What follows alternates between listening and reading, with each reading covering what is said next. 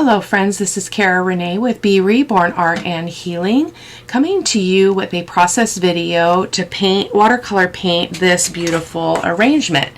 Now I do a full disclaimer, I did not draw this, I pulled it off of Pinterest. It's a stock image and I just use it basically. I use these a lot to practice my watercolor, so that's what we're going to be doing today. I may or may not use it in one of the fairy journals, probably one that I will give away because I don't want to get into trouble with any copyright issues or whatever. So I just pull these off of Pinterest to practice. So as you can see, we've got these beautiful hydrangeas. Normally I paint hydrangeas in pinks and purples and pastel blue shades, but today I'm gonna do it a little bit different. I'm going to try to bring in some turquoise color, some yellow, and I'm going to actually add the turquoise into the leaves as well. That's my hope anyway. So that's what we're going to be doing today. I will be mostly doing a voiceover because this process can be fairly lengthy. But I also will say I always paint the leaves first because they're my favorite part.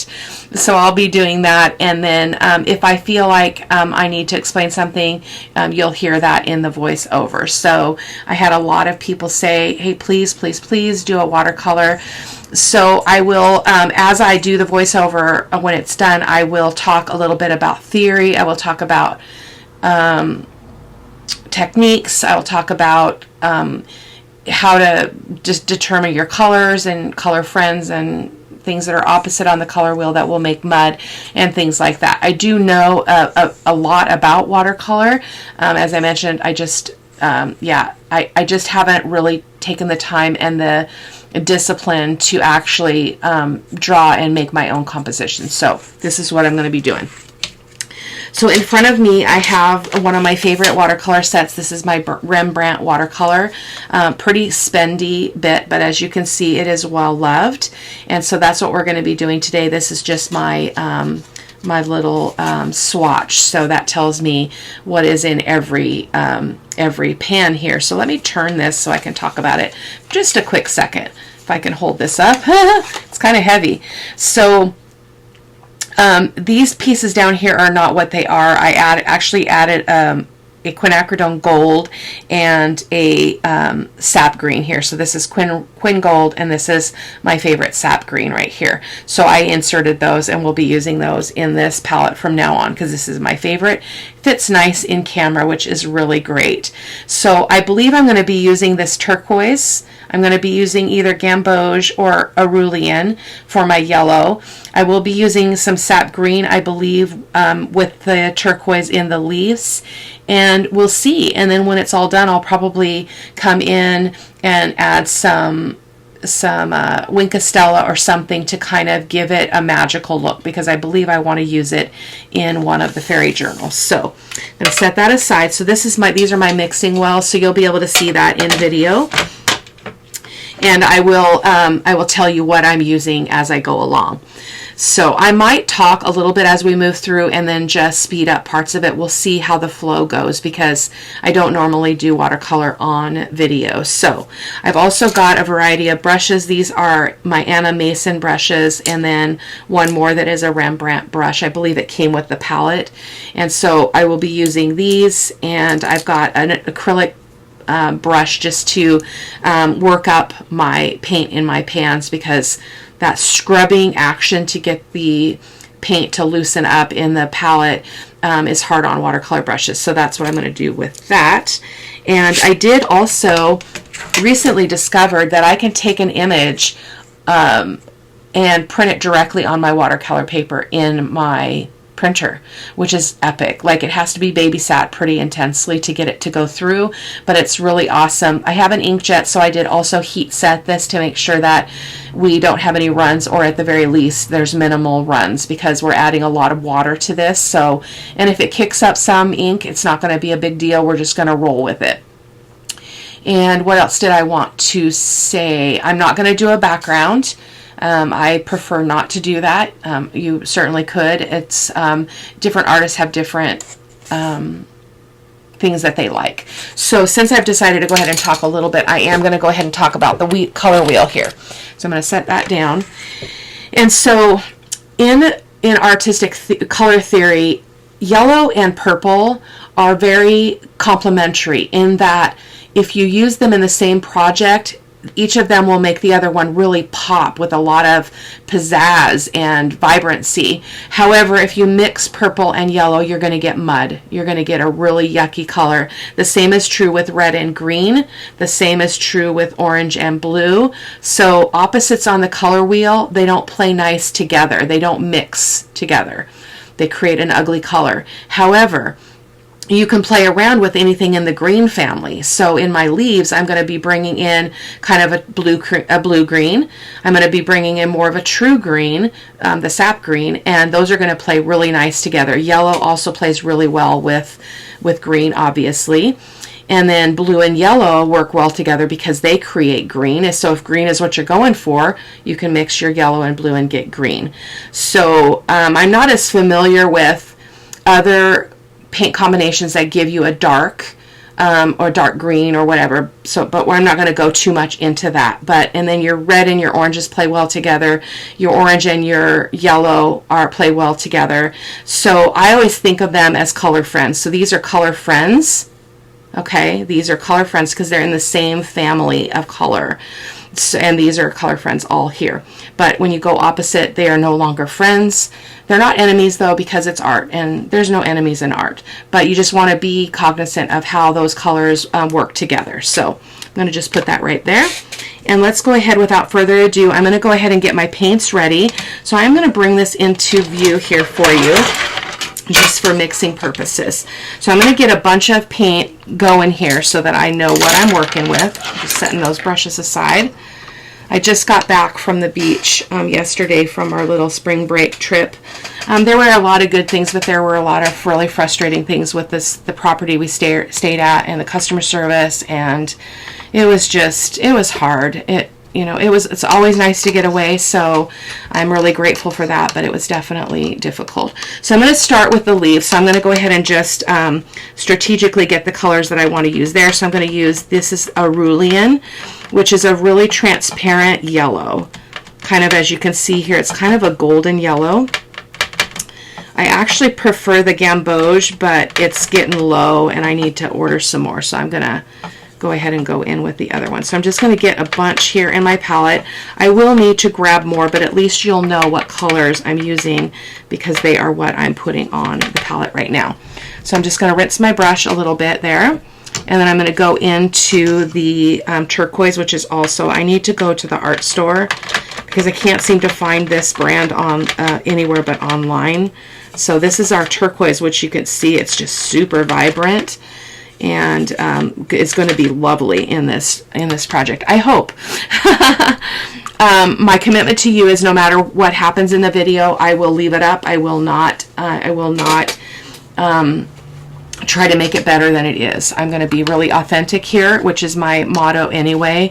So we're just going to play together and see what happens. I'm going to go ahead and get some sap green as well. That's that extra pan that I added because it's my favorite sap. You can probably see there just how incredibly vibrant it is. This is an M-Gram watercolor, which is my favorite. It's next to Rembrandt. M-Gram is actually my favorite, but it has honey in it. So it doesn't travel as well because if it gets hot, it will start to run. But you're going to see in this video how that sap green flows. It's just absolutely incredible. So let's see. And I might show you that here just a second. Since we are kind of, I'm not calling it a tutorial, but we are kind of teaching a little bit here. So I'm going to grab a piece that I failed on my print here. So let me grab this one.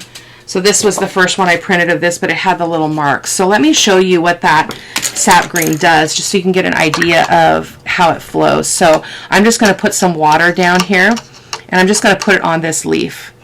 And we might get some running on this because I did not heat set this print. So then I go in, and I'm just going to go directly into my pan.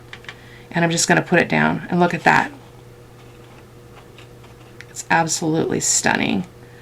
And then it's just, yeah, it goes, it's vibrant, it flows really cool, and it kind of just swishes out when you put water on it, which is really the beautiful magic of watercolor. It's what I love the most. So, and I also want to get a dark for shadows for the leaves. So I'm going to get my ultramarine blue, which I believe is this one. And I'm just going to get that in the last pan here. So you can see there's a lot of vibrancy, but when it mixes with the other greens, it's going to create a really nice dark. Okay, so I'm going to go ahead and move this back over here out of the way and pull my picture over here again. So I'm just going to start working through this. Again, I will pipe up if I feel like there's something I want to add, but for now we're just going to get to painting.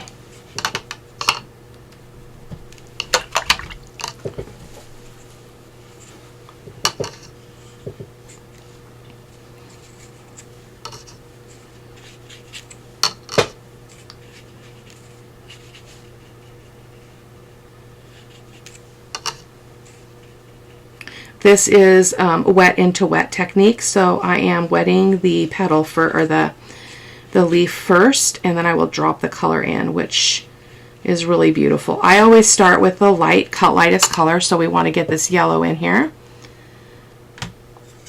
And again, you'll see me go over to the pan and get paint directly from the pan of watercolor as well, just because I like that. Okay, so then we're going to go in with the turquoise. This is going to be very different. This is a very different color for me to introduce into leaves. I don't want it to be the primary color, so I'm just going to kind of put it here and there, and we're going to let things mix together. I want to retain that that turquoise color though. Whoops, not blue, Cara-Renee. We want green, sap green. So I'm going to go in with the sap green, and I'm just going to kind of drop it in here.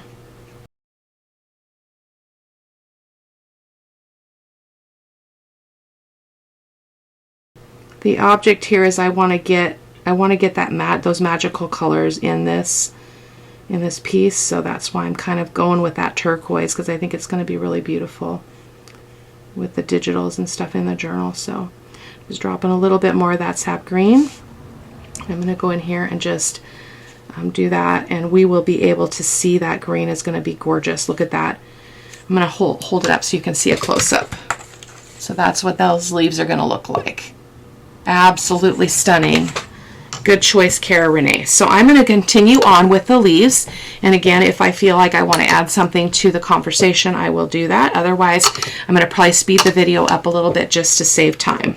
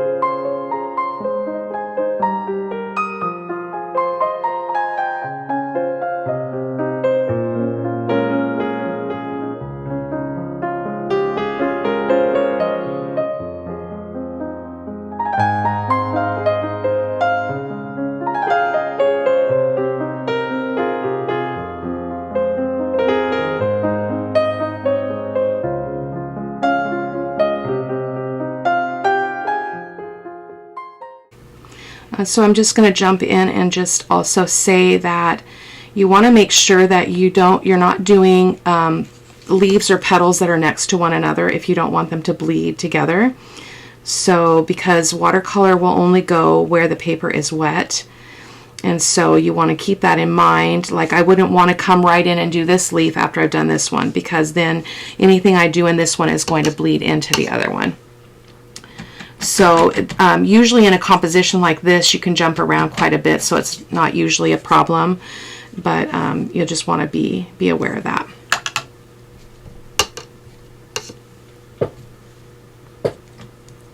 Really need to get some more of this turquoise. I'm loving it. Loving it. I'm getting to I I hit the bottom of the pan. There's still quite a bit of paint in there, but it's definitely Getting low. I'm going to leave that little bit there because I'm going to come in with a lighter, some kind of a different color there on that little edge.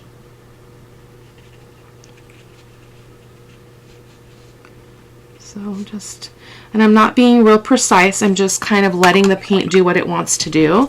I noticed that these ones over here appear to be a lot darker, but that's okay because not every leaf is going to be the same in an arrangement, right? They're all going to have different tones and stuff. I also don't know as much as I'd like to know about shadows and stuff in watercolor, so I'm not really worried about that. I feel like we've got enough dark going on here that I am trying to get the sap green under these bits, like where the petals are for the hydrangeas. Hydrangeas are my favorite flower to paint, second to roses, or next in line is roses.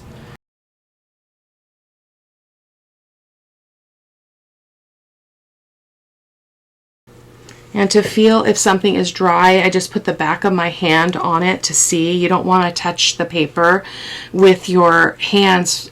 For one thing, it's not an accurate temperature gauge, but also you don't want to leave fingerprints on your project.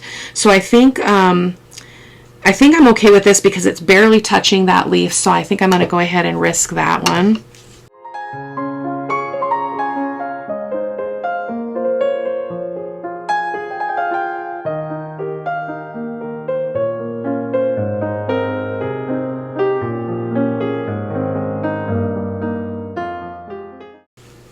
Lost a lot of our yellow in that one, but again, that is okay because every leaf should be different.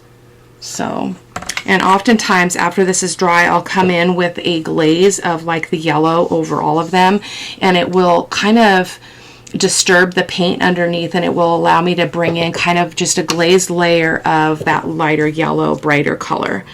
So I'm going to hop up here to these leaves on the rose, or I think that's a rose of some kind. It might not be. I'm not somebody that knows a lot about that, so that we can wait for this leaf to dry so that we can do that one. And then we could also be working on the flowers, but I'm going to go ahead and finish up with my greens before we move into flowers. So this one I'm going to go in what's called wet on dry because these spaces are really small. So I'm just going to go in with the yellow just directly on the paper, and I'm going to do more than one at a time because I can do that. And I'm going to go very, very, very pale on that turquoise. I don't want much turquoise in this at all. Just going to drop it in there, and then the rest is going to be the sap green.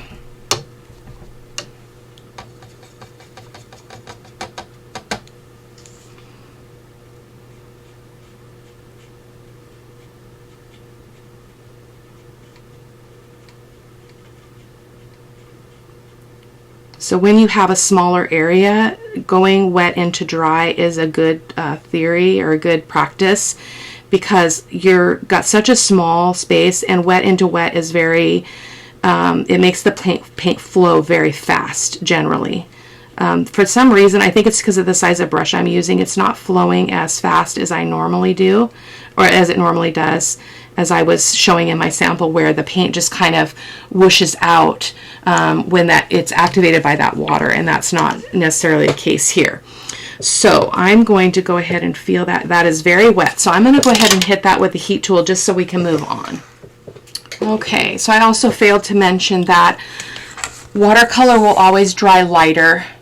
So you can already see that this is lightened up, this is lightened up.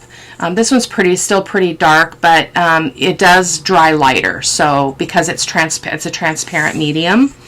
So just another thing to keep in mind. Let's go ahead and do this last leaf. Before I clear the palette, we'll also do the stems. I think I might come back to the stems. I'm not sure. We'll see. We'll see how I feel. So I'm just going to get some more paint out and finish that leaf.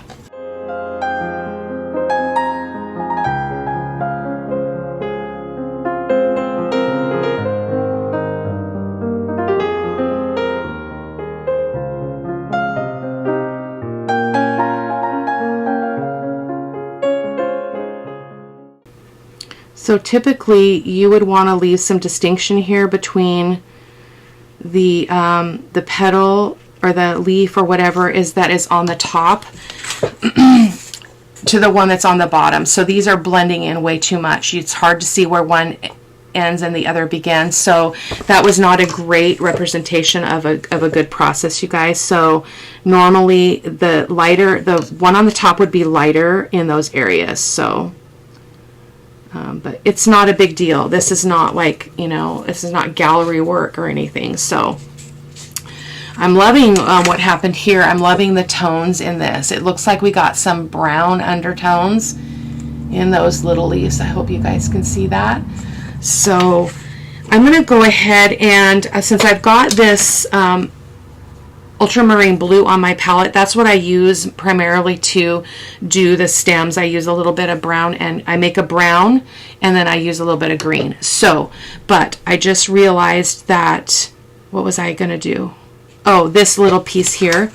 So we've got this little piece of that leaf. We're going to go ahead and get something in there. I think I'm just going to go with a really watered down sap green because I want that to be lighter. So I'm just going to carefully go in here and do that. Try not to get outside of the lines. There we go. So that's what that looks like. Just a little bit of lighter green.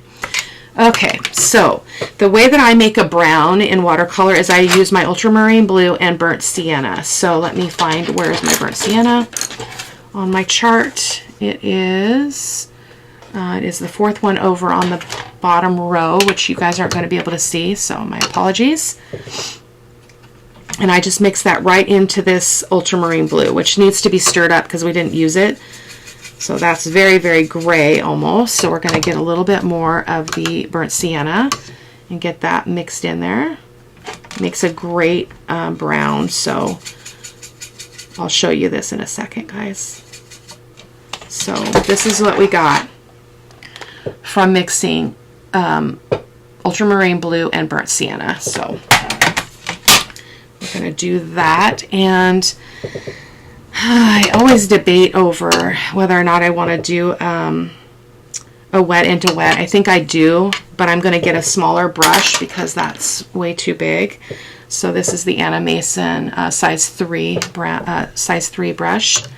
So we're just gonna do it. We're gonna go for it. I'm not sure. These don't always turn out for me very well, so I'm gonna do 2 stems at a time. Just getting a little bit more water in there. I'm gonna drop a little bit of green in there. Hopefully that's gonna work okay. Sorry for the clanging. That's the metal on my glass. So I'm just going to put a little bit of, I think I need that to be more watery. There we go. Just drop some green in there too, just to kind of give it that really kind of woodsy feel, outdoor feel. It's very subtle. The green is very subtle, generally speaking. Just going to drop that in there. So that's the technique that I'm going to continue on the other stems. So I'm going to go ahead and speed the video up a little bit.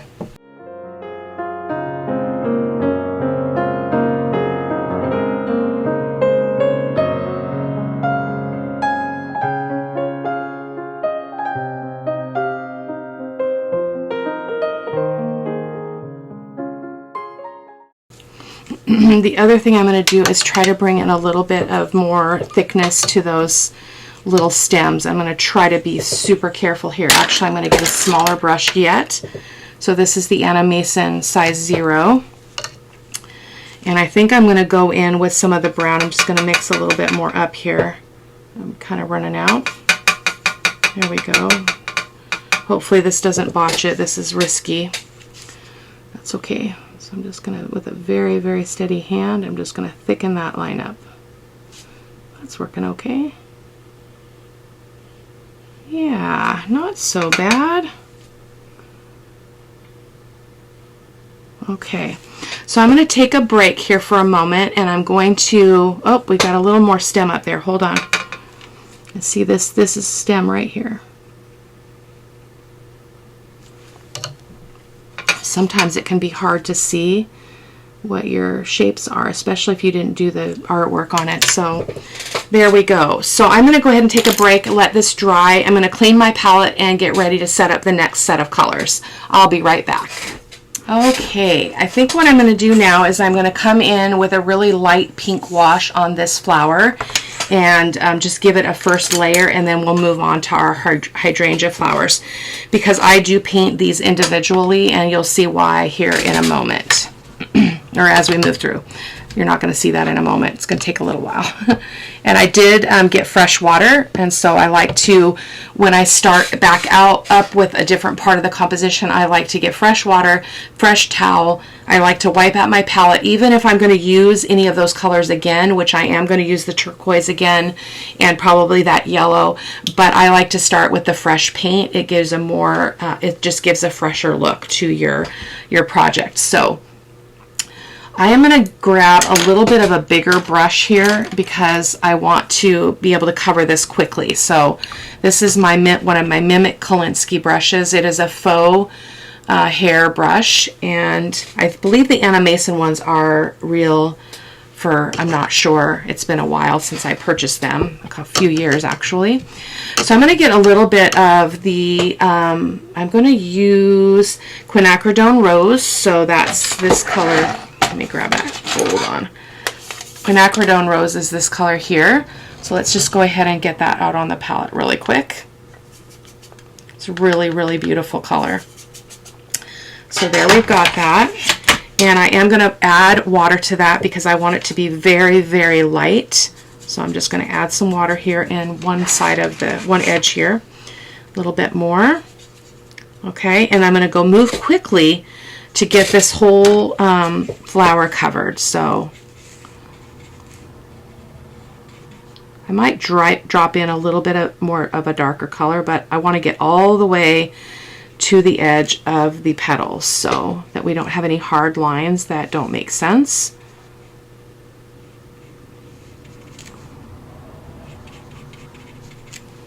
Going pretty good so far.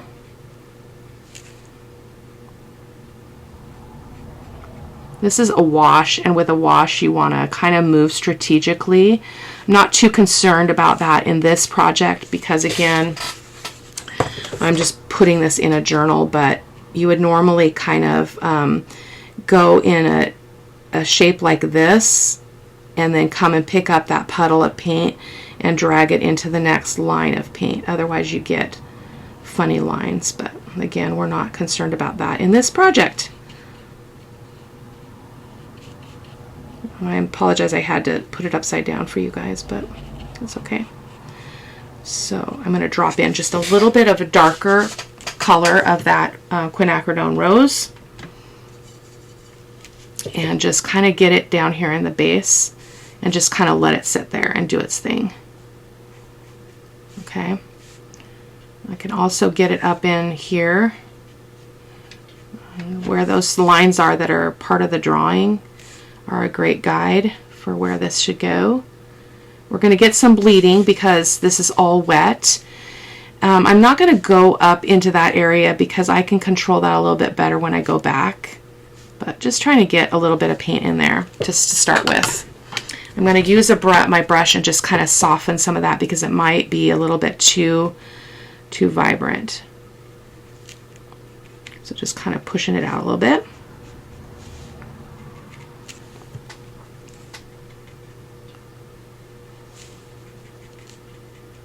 We're going to be coming back and doing more with that, so don't you worry. Okay, so I'm going to, just for the sake of explanation, so I would really love to use the Quinacridone Rose in one of my hydrangeas, but if I do that, I've got pinkish over here and I've got this over here, so they are opposite on the color wheel, so they are probably going to be problematic. So I'm going to think here really quickly about what I would like to use in this. So we know we want to use the turquoise, and I want to use the turquoise and one of the yellows, the gamboge or the Arulian, and I'm just trying to think if there's a way that I could incorporate. Maybe I'll do this bunch pink, pinks and blues, just a normal hydrangea color. I think that's what I'll do. So I am going to go ahead and get my colors out again. Let me, well, you guys have already seen me do that, so I'm just going to do that and I'll be right back.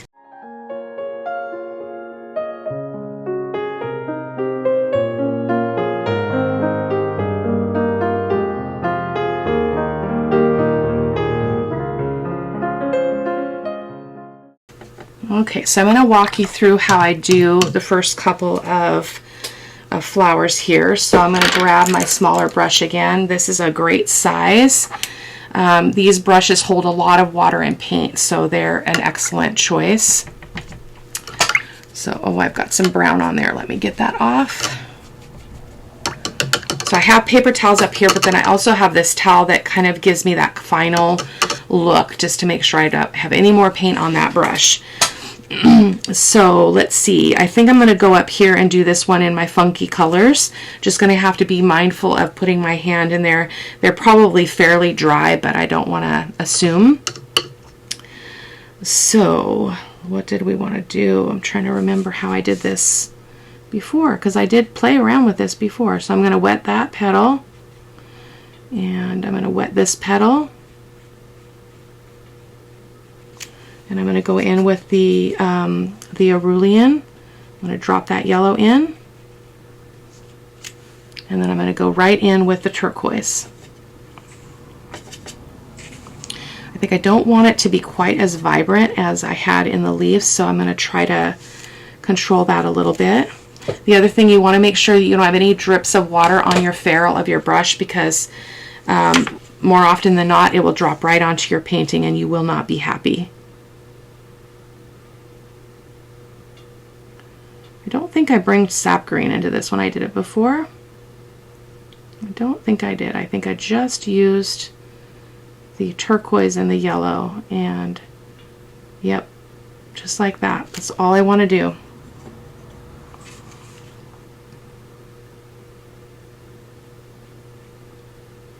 It's a pretty juicy brush for such a small area, but I'm going to continue.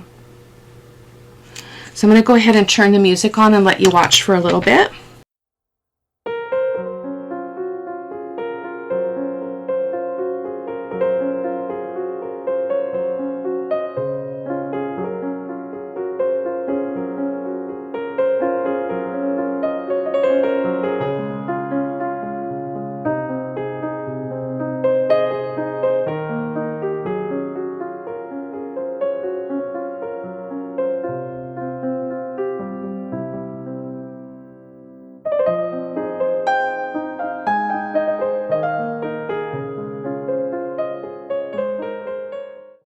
So this gets going pretty fast if you can kind of hop around like we talked about earlier.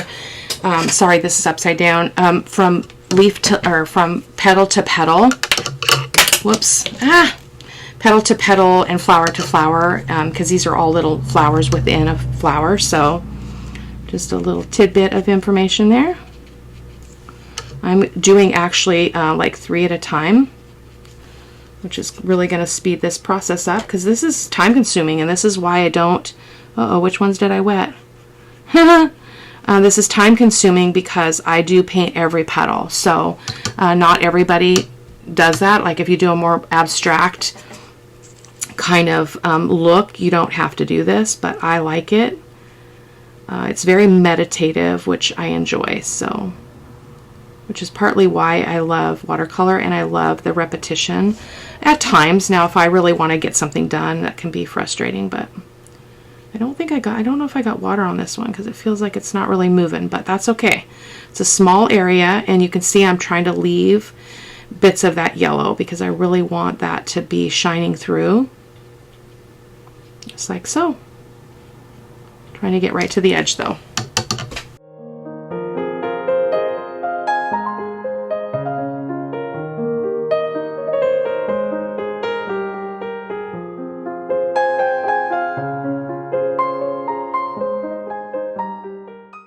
So this is what it's looking like so far, just a close-up, guys. So they're fairly pale. I will go over those with some kind of a glaze. I'm not sure yet what, but that won't come for a while. So I'm going to go ahead and turn back to the music here.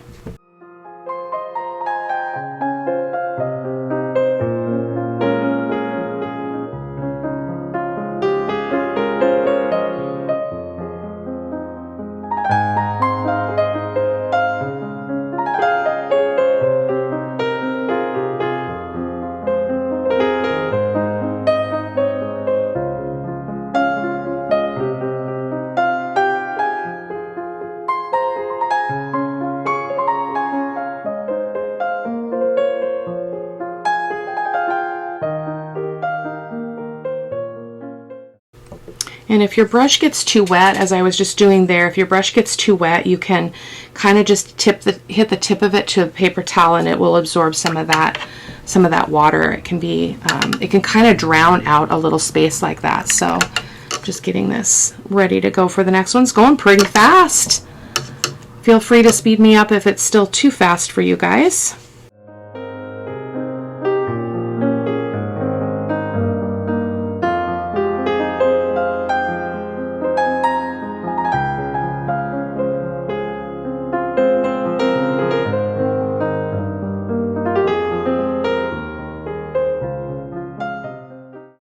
So there I went into one that wasn't wet, so I've got a wet on dry thing going on here. So I'm just going to get a little bit of yellow there really quickly. Wow, it's a kind of a green yellow now, but we'll work with it. It's going to look a little different technique. I think it's all right. Now I've got really kind of a yellowy green going on in my palette. I'm going to have to fix that. So let's go ahead and just wipe that out really quick, because I don't want that to be my color here. So I'm just going to wipe my palette in both colors. I don't know if you got, oh, I zoomed the camera out, sorry, or in. So I've got a green yellow going on here. I don't want that, so I'm going to go ahead and wipe it. I'm going to wipe it with my towel here, and I'm just going to get some fresh paint here. Which that's still not fresh, so got green in the yellow. There we go. I zoomed the camera in just so you guys can see kind of what it looks like as this is going down. There's my other petal now, which is now drying. So sometimes watercolor can feel a little bit like a race, like you're racing the water drying is what you're doing. So I've got some yellow there, so I'm going to have to get in there with some of this turquoise here, which looks to be staying pretty wet, so that's good. So I'm going to continue on.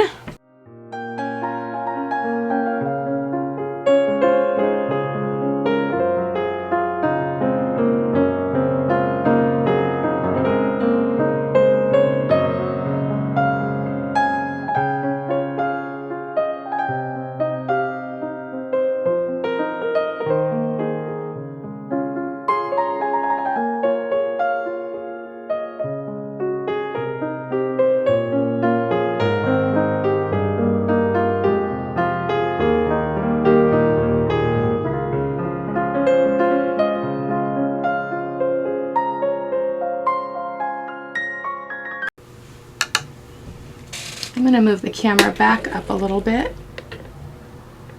just to give you a little bit of a different view.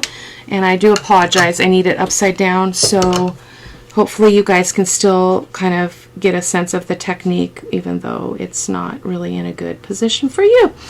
But this is not a tutorial, guys. This is just a craft with me. I had people say, yes, please, please, please take the risk and do some watercolor on your channel. So that's what I'm doing.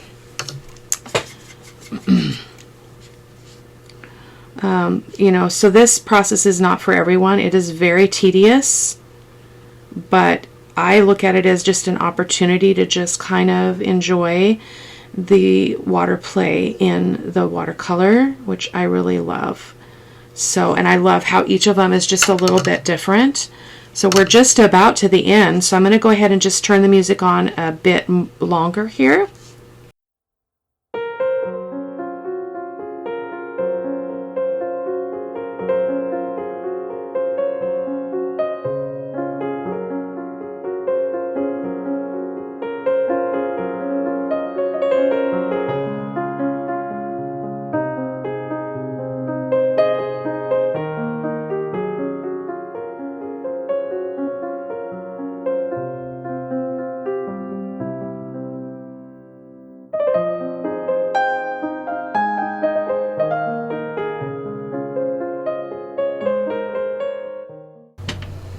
Okay, we've got just one more little petal over here, and we will be done with this hydrangea. I will hold it up for you here in a second. Let you see. I am leaving some white space in the middle here, just because, again, this is not an official like watercolor painting kind of thing. So I will talk with you about it here just a second, about what I'm thinking. Okay. So normally when people paint hydrangeas, they don't paint them petal by petal. But look at that. It's epic. I love it. So again, I will go over it with a wash, which will help kind of provide some color to the white bits that you see. Not the center of the flowers, but around the edges. So, but that we don't want to do that till this is completely dry.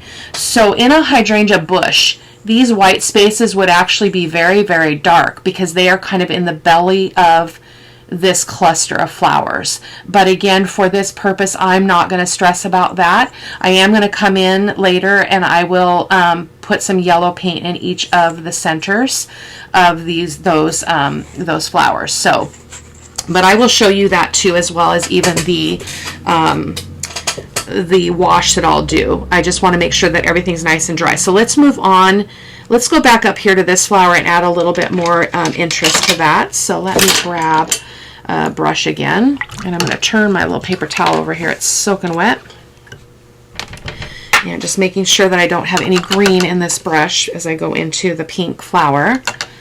And I'm not going to do a whole lot to it. I'm just going to, actually I'm going to use a tinier brush, and I'm going to create some shadows first. Oh, that's got a lot of green in it. Goodness gracious, Cara-Renee. That turquoise is what would be called a staining color, so it's a little bit harder to get the residue out of your brushes with that color. So I'm going to mix up a little bit more of that quinacridone rose rather, and get it here in the corner. Just a little bit of water that's not moving. Okay.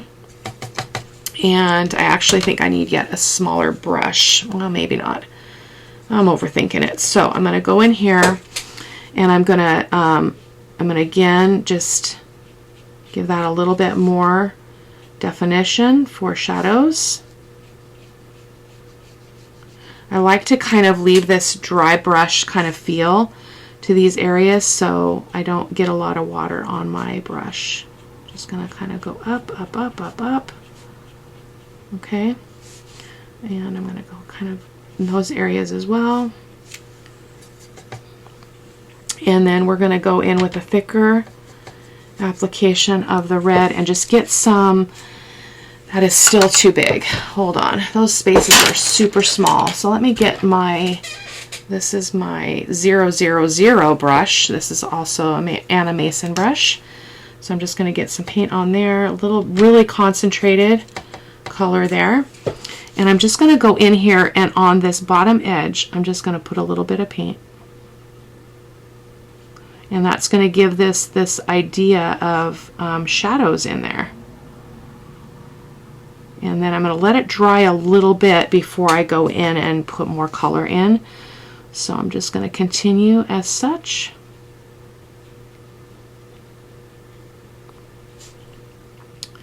With watercolor, oftentimes when I'm working on a project, I at this point I'm like, this is terrible. What are you doing? And but persevere. Oftentimes it turns out better than you think it's going to. So don't give up. Don't trash it. Okay, a little bit more there. Got a little bit of a ridge here. Okay, and we're going to be able to come in with a lighter wash and really make this pop out. So I'm just going to get some paint along that edge. Just trying to see if there's any more that we need. I feel like that's pretty good. Okay. So I'm not even going to wait for that to dry. I'm just going to go in. I'm going to go in with a pretty soft brush because I don't want to disturb everything horribly, right? So let me just make sure this is nice and clean. It appears to be. I'm going to get a little bit more water into this paint. Okay, this may or may not work. I haven't done this in a really long time, so I'm just going to kind of do a wash like that. And again, we're just going for a rough look. I'm not looking for perfection here. This is not a masterpiece or anything. This is just something to add to our journal. So you can see I'm kind of moving that paint, leaving those dark edges to represent the shadows that are in those tightly clustered petals there. I'm trying to get right to the edge because you don't really want the white. And I love it when this happens and we've got a little bit of a lighter bit there. I probably will do one more glaze on that when it's more dry. So let's work on this flower. So I think I want to go in with some purples and pinks in this one. So I'm going to go ahead and leave my quinacridone rose. I'm going to clean everything else out because I am done. Well, you know what? Yeah, I'm done with the green, the sap green, and the turquoise at this point. So I'm just going to clean those two trays out. And then I'm just going to use my towel to get in there. Whoops. Put my towel in my paint. Okay. And I like to make my own purple, so I'm going to do that. So I'm going to grab some of the quinacridone rose, excuse me. Why are you not seeing this right now? Did I move completely over here? Let's just tip this a little bit. There we go. Apologize if that's been out of shot there. Okay, so we're going to get a little bit more of the Quin Rose in its own, a thicker bit of paint in its own well there that has not been added. It doesn't have added water to it. And then we're going to get our ultramarine blue right here next to it. And we're going to start dropping in color into this hydrangea.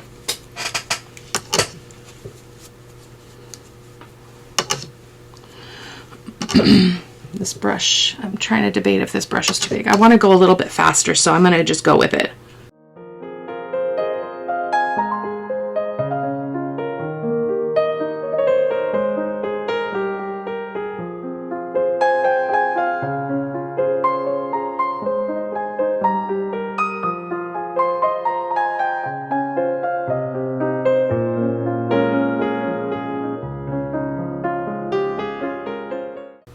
I love making my own purple. I like to see it mix on the project. So let me show you a close-up here. So you can see some of them are going to be lighter and some of them are going to be darker, and that is okay. I do need to fix this hard line over here. Just saw that. Okay. Some of them are more blue than pink, but that's the nature of hydrangeas. If you guys have paid notice to that, they're very variegated and they vary a lot in tone. So I'm taking a risk here because I'm going into several petals, and if I forget which ones I did, then, you know, yeah, it's not a huge deal. Like, I don't think that one was actually wet, but wet into wet is my preferred method of painting, generally speaking. So I'm just going to go in with the blue, and I'm just going to turn the music back on for you.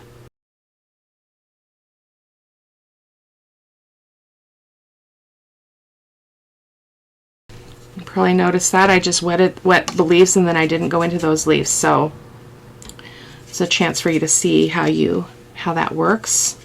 It's okay. So we can still go in and move that paint. The lines are a little bit harder, which is what I don't like, but it works out okay. So we're just gonna go with that. Especially that quinacridone rose is pretty darn vibrant. So I'm just gonna drop some more in there. Okay, not a big deal. I've been at this a while. It's an hour and 21 minutes right now, real time. So I'm getting a little fatigued, but I'm gonna continue because I wanna get this done in a video.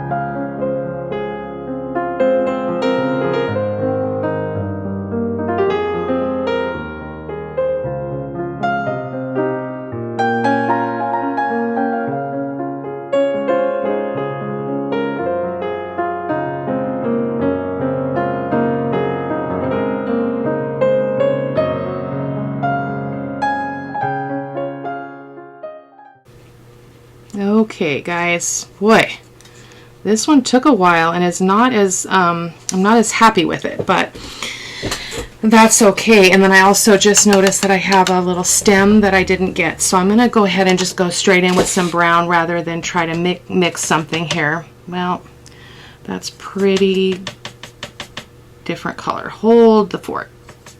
Just going to mix a little bit of brown here. Just got a little stem right here. Okay. There we go. So I'm going to hold this up, and you'll probably see we have a lot more variation in color in the purple, but I'm okay with that. So we're going to go in, and I'm going to show you how to do the glaze on the green and yellow flower. So I'm just going to clean this up a little bit. If I have to mix more paint, I'm not concerned about it. As I mentioned, I like to have a clean palette here, or cleanish. So I'm going to go in again with a bigger brush. So I think I'm going to go in with, yeah, I don't want something too big. I think I'll go in with this one. I'm just going to make sure that's nice and clean. And then I'm going to go in with the yellow is what I'm going to glaze on this flower here. So I'm going to water that down quite a bit because we just want it to be very, very watery. Okay, so you see that in my palette, it's very, very watery. So I'm going to take my brush and I'm just going to go over all of this. And what that's going to do, let me move a little closer here. What that's going to do is help connect things. It's also going to catch the white places that we missed. Now I'm not concerned about going over those flowers because I'm going to do the centers. Oh, we missed a flower. I'm just going to go over the whole thing. I'm not going to worry about that at all. So I don't know if you can tell on camera what that's looking like, but it's very unifying. So I'm just going to go over everything here. And it's just going to cover up those bits of white that I missed.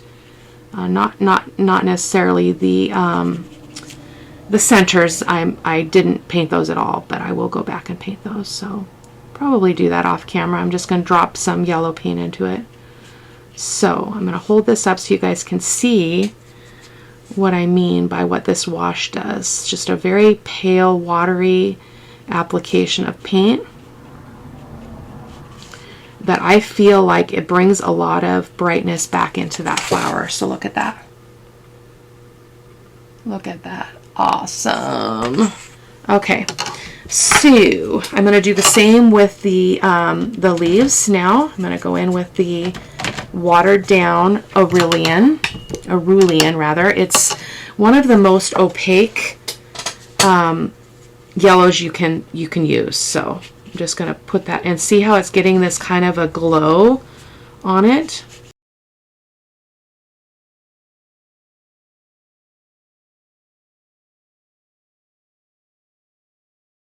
So I'm just going to put a little bit on these little bits on the rose.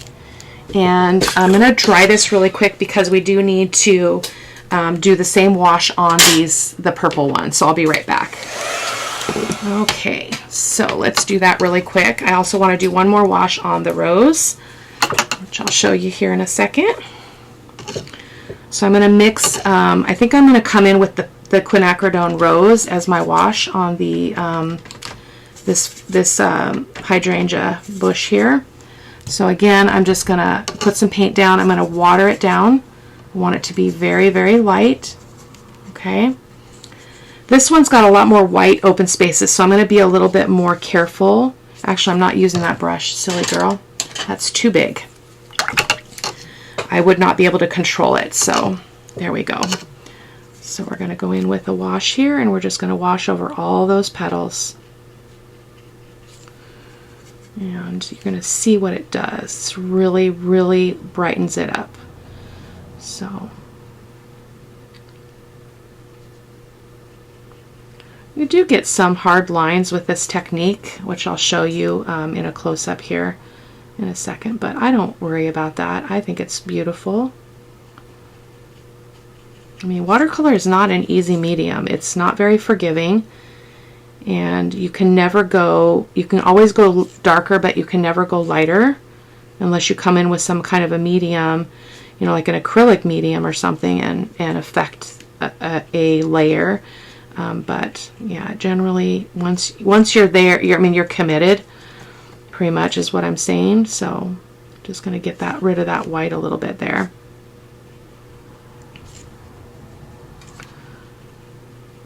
This just kind of helps everything to go together a little bit better. Okay, a little more.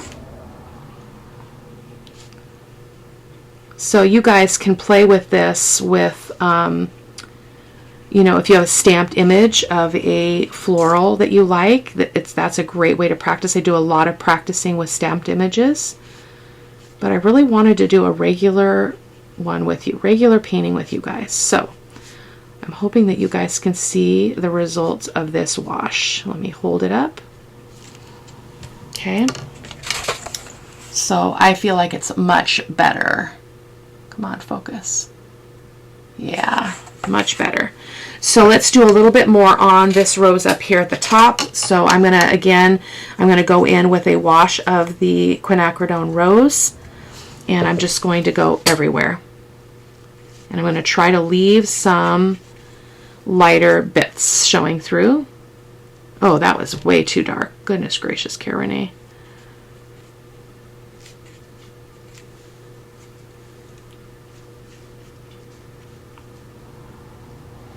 I kind of like those water lines that we get. So I'm just going to kind of dab up in there, and I'm going to call it good. So guys, I hope that you enjoyed the video. Again, I'm going to shrink it down so in real time it's 1 hour and 36 minutes, but when I'm done it will be shorter for you guys. So that is our project for today. I hope that you enjoyed it. I will go in, I might go in with like an acrylic marker or something, or a colored pencil to do the middles of the flowers. So I will see you in the next video. Take care. Bye-bye.